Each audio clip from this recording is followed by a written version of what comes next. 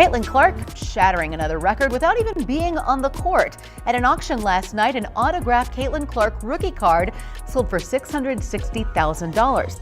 Caitlin Clark breaking records on the court, breaking records off the court. Record smashed. Caitlin Clark hype is real. The effect is real. Dollars absolutely insane. Insane, unheard of. That she has risen the entire league. As if it weren't a huge accomplishment, Caitlin Clark recently smashed to records while injured. Flexing nonchalantly from the sidelines, indeed, the hype surrounding her is still generating revenue and disrupting the internet even though she isn't even playing. To be honest, the haters must be choking on their justifications at the moment. Smashed. Caitlin Clark's flawless logo woman one-of-one autograph has just set the record for the highest selling WNBA card in history. With no comeback date in sight, Caitlin Clark is currently sitting on the sidelines. She has missed her third consecutive game due to a regravated groin ailment. However, Clark is out here rewriting record books while she isn't even on the court. WNBA Platinum Caitlin Clark rookie card with an autograph. Caitlin Clark, 769 points and counting. She is no longer merely a player. She has evolved into the Indiana Fever's main power plant. Furthermore, the WNBA's own statistics are unmistakable. Everything suggests the same thing, whether it's ticket sales, TV ratings, or the ridiculous sums of money being made from collectibles. The Fever can afford to lose a couple of games. However, they will never be able to move on without Caitlin Clark. One of one, it looks like. Sold for, you see that right, $660,000. Because Caitlin Clark has accomplished something that no other WNBA player has ever done. The two most costly WNBA cards ever sold are now in her possession. She accomplished this without ever setting foot on the court. Recently, her perfect Logo Woman 1 autograph card sold for an incredible $660,000 on Fanatics Collect. In addition to having her name on it, the jaw-dropper broke a record worth $366,000. In addition to shattering records, Clark is rewriting the collectibles market while sitting out due to a groin injury. He knew this would go viral. It gets the message out there at the same time. The crazy thing is that this surge occurred when she was hurt. When they are unable to play, most athletes lose their attention, but Clark's off-court empire is growing. Since regravating her groin, she has not taken a single shot. However, there is still a strong demand for her cards, jerseys, and other merchandise. In women's basketball, this type of domination off the court is unprecedented. In addition to representing the Indiana Fever, she now represents the WNBA as a whole. For the highest selling WNBA card in history, selling for $660,000 at Fanatics Collect. These figures are the ultimate reality check for the couch-dwelling critics who dismiss Clark as just hype.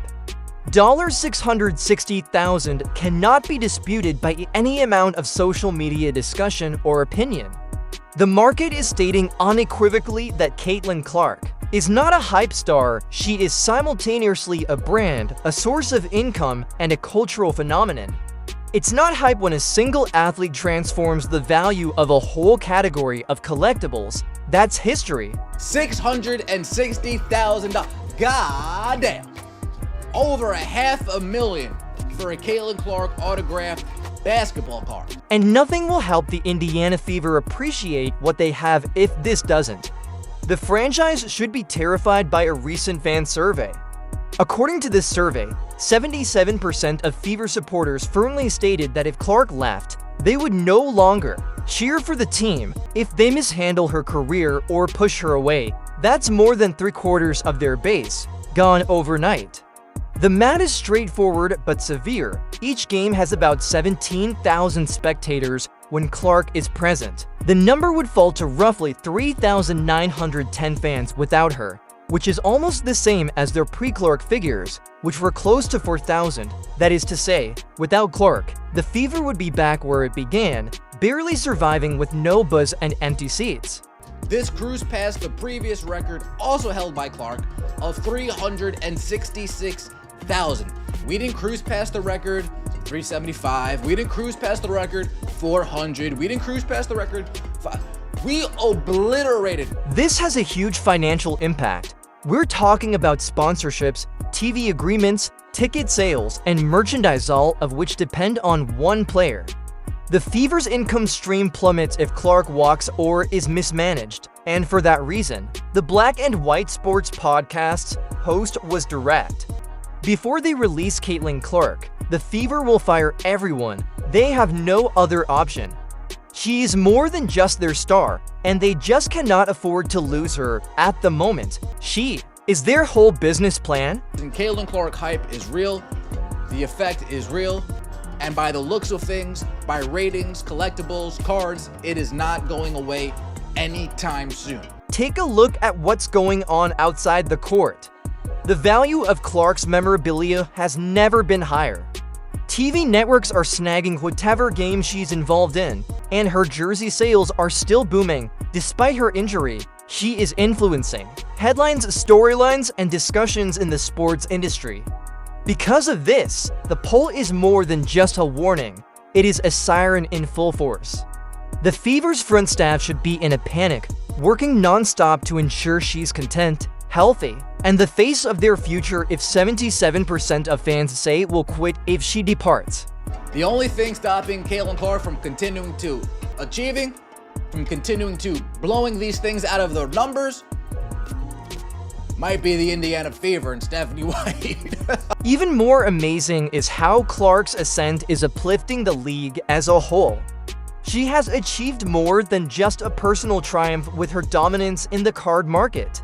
As a result, WNBA collectibles are reaching new heights. A WNBA rookie card, selling for six figures, much alone more than $500,000, was unheard of prior to Clark. We are now discussing 660K sales and estimates that the following card may reach 750K or possibly $1 million because of her. It's more than just market expansion. That's a whole new economy centered on a single player. As the Indiana Fever secured a much-needed 80-70 win over Asia Wilson and the Las Vegas Aces. Clark still nursing a re-aggravated groin injury which previously cost her 5 games on the sideline in June and July. The revenue machine hasn't stopped even though her encore minutes are paused. Every arena, merchandise line, and collectible auction feels Clark's influence. Caitlin Clark is effortlessly commanding a level of influence that is uncommon for any athlete, male or female. She is the source of all significant metrics, including viewership, sales, attendance, and now trading cards. This is after the flawless Logo Woman 1-of-1 was purchased via Fanatics Collect for a mind-blowing $660,000. There is still no estimated time of return for Caitlin Clark, whose groin injury has taken yet another frustrating turn. After missing 5 games earlier this season due to the same groin injury, this is her 3rd consecutive DNP. A team's momentum would often plummet after such a setback. Talk about a pioneer. However, when Clark was sitting out, the Indiana Fever surprised everyone by defeating the Las Vegas Aces 8,070. It's no little accomplishment. One of the WNBA's most formidable teams is the Aces. The twist is that it's a triumph that makes a statement. Even when Clark isn't playing, her presence is so noticeable that she is constantly discussed by the public, fans, and media. Did anybody ever care about WNBA basketball cards until Caitlin Clark? Seriously. Did anybody care about WNBA basketball cards until Caitlin Clark? Did anybody care about an Asia card, a Nafisa card, a Sabrina card, an anybody else card? It's amazing that the Fever's victory hasn't changed the storyline in the slightest. The plot still revolves around Clark. The fact that she wasn't even playing was the main focus, even as the Fever celebrated their win. It seems as though the discussion regarding Clark's worth took precedence than the game itself. Her reappearance was not anticipated by the market. Even while she was out of commission, her lady card with her signature logo sold for $660,000. Future Fever games are still in hot demand for tickets. Caitlin Clark continues to have an impact even when she is not on the court. It speeds up, if anything. Caitlin Clark's price is raised. Everybody else's prices are raising as well. The Asia cards are growing. The Sabrina cards are growing. The Angel Reese cards are increasing in price. Caitlin Clark has started a new market. It is being pointedly criticized by the analysts and podcasters. The league leadership, head coach Stephanie White, and the Indiana Fever management staff still don't understand. According to one presenter, Clark is being treated like a mere rookie going through the motions by the team's management.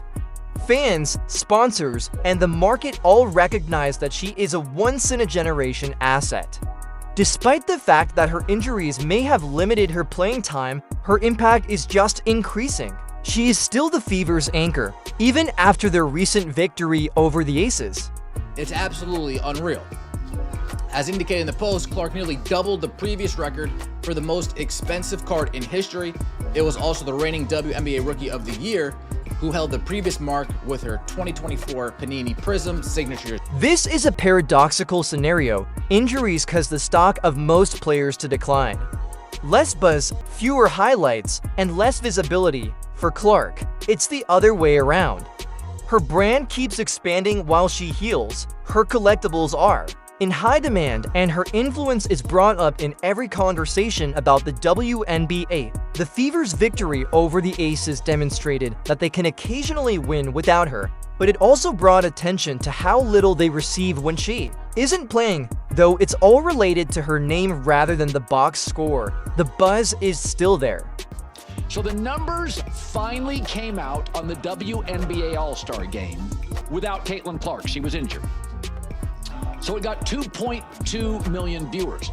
Now, that was down from last year's 3.4 that had Caitlin Clark. The Fever are frantically trying to patch the roster and cover for Clark's absence in the midst of all of this. Their most recent action was to sign 6'2" Australian forward Chloe Beebe to a 7-day contract. It's not a hardship agreement, it's a test run. They might sign her for a longer period or bring her back for another short-term deal if she shows herself. Although brief, Beebe has a promising background. During her tenure with the Golden State Valkyries earlier this season, she averaged 6 points to 8 rebounds, shot 40% from the field, and an incredible 42% from beyond the arc.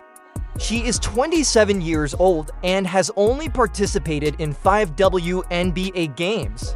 She played a 12-point game against the Fever in her maiden WNBA outing. They are hoping she can provide just that kind of shooting spark now. Popularity, even if she doesn't, it will break records and be the second highest ever. Insiders and Fever supporters are speculating on this signing in a variety of ways. Does the entrance of Chloe Beebe indicate that Brianna Turner is finally leaving? Many people think that if Beebe displays even a semblance of production, the front management may elect to fire Turner because of his lack of effect and inconsistent play, which have been a problem all season. As the team attempts to remain competitive without Clark, rumors of a roster shuffle are becoming more widespread.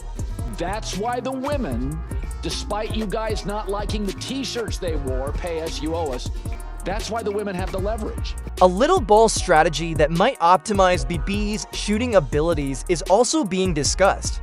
Imagine a line of sharpshooters surrounding Natasha, Howard, or Maddie Timpson as they anchor the 5 spot.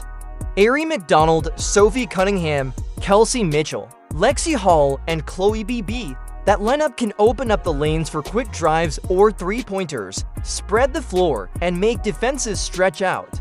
If Stephanie White chooses to play the dice, Beebe might be a weapon due to her 42% shooting from beyond the arc. Moving, despite losing 1 million viewers from last year, is that she has risen the entire league. And individuals, here's the catch though. Will Chloe BB be used by Stephanie White, or will she, like Turner, wind up gathering dust on the bench? That's the issue. Fans are already concerned that this move might be little more than a publicity gimmick to demonstrate they're doing something while Clark is injured, as the Fever have a history of signing players who hardly ever play. What's the purpose of signing BB to a 7-day contract if she doesn't receive actual minutes? It's a trial run, but it won't matter unless White gives her a chance to establish herself. Clark's injury and the Fever's roster problems are now closely related. Although the squad is aware that it cannot go for extended periods of time without its star, the victory over the Aces was noteworthy. No one player can fill the void left by Clark's departure, and BB's signing is more of a stopgap measure than a long-term fix. Supporters are keeping a careful eye on this move to see if it's just another futile experiment or if it results in actual adjustments, such as cutting Turner's playing time or switching to a different lineup plan. The market's message is unambiguous. Although Clark's absence does not diminish her worth, it does cast the other members of the team in a negative light. Chloe BB's entrance is the first step towards the Fever demonstrating that they can remain competitive without her. Whether it succeeds or fails is a different matter, another story.